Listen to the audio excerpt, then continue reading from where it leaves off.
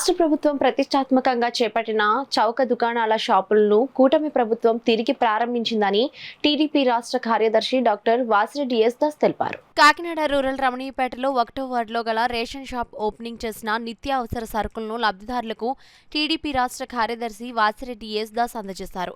ఈ సందర్భంగా వాసిరెడ్డి దాస్ మాట్లాడుతూ జూన్ 1 నుండి 15 వరకు ఉదయం 8 గంటల నుండి 12 గంటల వరకు అలాగే సాయంత్రం 4 గంటల నుండి 8 గంటల వరకు రేషన్ షాపులు తెరిచి ఉంటాయని లబ్ధిదారులు ఈ అవకాశాన్ని సద్వినియోగం చేసుకోవాలని కోరారు.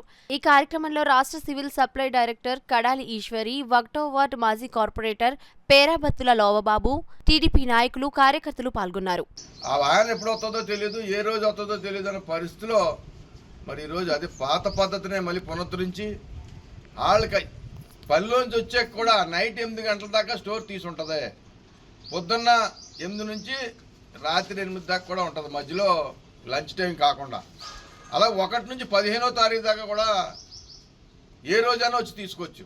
మరి ఆ వ్యాన్ వచ్చినప్పుడు డబ్బులు ఉండొచ్చు, లేకపోవచ్చు, అది మనిషి ఉండొచ్చు. ఇప్పుడు అలా కాకుండా ఒక ఏమంటారు, ఇది అడ్రస్ పలానా పక్కన పలానా స్టోర్లో బియ్యం ఇస్తారు. అలాగే లేనివాడు దూరంగా ఈ వార్డులో కార్డు ఉన్నవాడు వేరే వార్డులో కార్డు ఉన్నా అక్కడ తీసుకోవచ్చు బియ్యం.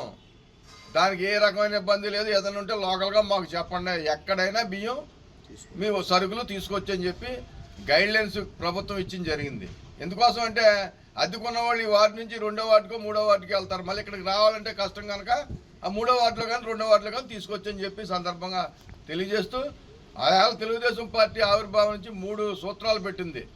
పెన్షన్ పర్టికులర్గా వృద్ధులకు ఇవ్వాలని, ₹2 బియ్యం ఇవ్వాలని, ఉండడానికి ఇల్లు ఉండాలని, కట్టుకోవడానికి బట్ట ఉండాలని, ప్రజలే దేవుళ్ళు సమాజమే దేవాలయం అని ఒక నినాదంతో పెట్టిన దాన్ని ఈరోజు పవన్ కళ్యాణ్ గారు, చంద్రబాబు నాయుడు గారు, మంత్రివర్గాలు అన్నీ కూడా ఈరోజు ప్రజల కోసం ఆలోచించి పనిచేస్తూ ఉన్నాయి.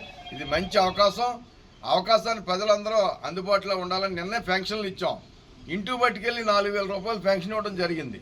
ఇది ప్రజాపాలన అంతే తప్ప గతంలోలాగా వ్యాన్లో బియ్యం తెచ్చి కొన్ని వాడి ఉన్నాయని గోడానికి చంద్రశేఖర్ రెడ్డి గోడానికి పట్టుకుపోయే పరిస్థితి కాకుండా ప్రజలకు ఇవ్వడానికే. ప్రజలు కూడా తీసుకోకపోతే నగదు బదిలీ కొన్ని కూడా ఇస్తానని చెప్పడం జరిగింది ముఖ్యమంత్రి గారు.